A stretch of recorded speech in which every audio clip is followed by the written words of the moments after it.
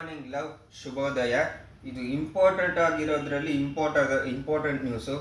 ಅಲ್ಲಲ್ಲಿ rape case ಆಗಲಿ ಯಾವುದೇ ಒಂದು ಪರ್ಟಿಕ್ಯುಲರ್ ನ್ಯೂಸ್ ಆಗಲಿ ಹೆಣ್ಮಗಳ ಬಗ್ಗೆನೇ ಜಾಸ್ತಿ ಬರ್ತಾ ಇದೆ. ಯಾಕೆ ಅಂತಂದರೆ ಅವರು ಪ್ರೊಟೆಕ್ಷನ್ ಇಲ್ಲ. ಯಾಕಪ್ಪ ಲವ್ ಟಿ ವಿಗೆ ಈ ಥರ ಪ್ರೊಟೆಕ್ಷನ್ ಇಲ್ಲ ಅಂತ ಅಂದರೆ ಅವ್ರಿಗೆ ಯಾವುದೇ ಒಂಥರ ನೀವು ಮನೇಲಿ ಕಳಿಸ್ತಿಲ್ಲ. ಯಾವ ಥರ ಅಂದರೆ ಕರಾಟೆ ಆಗಿರ್ಬೋದು, ಈಗಿರೋ ಸಂಸ್ಕೃತಿಯ ಪಾರಂಪರ್ಯ ಪ್ರೊಟೆಕ್ಷನ್ನು ತುಂಬಾ ಅಂದರೆ ಕಲಿಸ್ಕೊಡೋ ವಿದ್ಯೆಗಳು ತುಂಬಾ ಇದೆ. ಬಟ್ ನಾವು ಬರೀ ಬುಕ್ ಇಟ್ಕೊಂಡು ಕೂತಿದ್ವಿ. ಬುಕ್ ಮಾತ್ರ ಸಾಲದು, ಅವ್ರಿಗೆ ಸುತ್ತಮುತ್ತ ಇರೋ ಪ್ರೊಟೆಕ್ಷನ್ನು ಸರಿಯಾಗಿ ಮಾಡಬೇಕು. ಯಾರಾದರೂ ಅವ್ರನ್ನ ಮುಟ್ಟಕ್ಕೆ ಬಂದರೆ ತಡೆಯೋ ಶಕ್ತಿ ಅವ್ರಿಗೆ ಕೊಡಬೇಕು. ನೀವು ಎಲ್ಲರೂ ಆ ಶಕ್ತಿನ ಕೊಡಿ. ಯಾವುದೇ ವಿದ್ಯೆಗಳಿದೆಯೋ ಪ್ರೊಟೆಕ್ಷನ್ಗೆ ಅಷ್ಟು ಪ್ರೊಟೆಕ್ಷನ್ ಅವ್ರಿಗೆ ಕೊಡಿ. ನೋಡ್ಬೋದು ಚೈನೀಸಲ್ಲೆಲ್ಲ ಅವ್ರಿಗೆ ಆರಾಮಾಗಿ ಅವರು ಕರಾಟೆನ ಹ್ಯಾಂಡಲ್ ಮಾಡ್ತಾರೆ. ಬಟ್ ನಾವು ಇಂಡಿಯಾದಲ್ಲಿ ಬ್ಯಾಕಲ್ಲಿದ್ದೀವಿ. ಸೊ ನಮ್ಮ ಕೇಸಸ್ಗಳೂ ಅದೇ ಥರ ಆಗ್ತಾಯಿದೆ.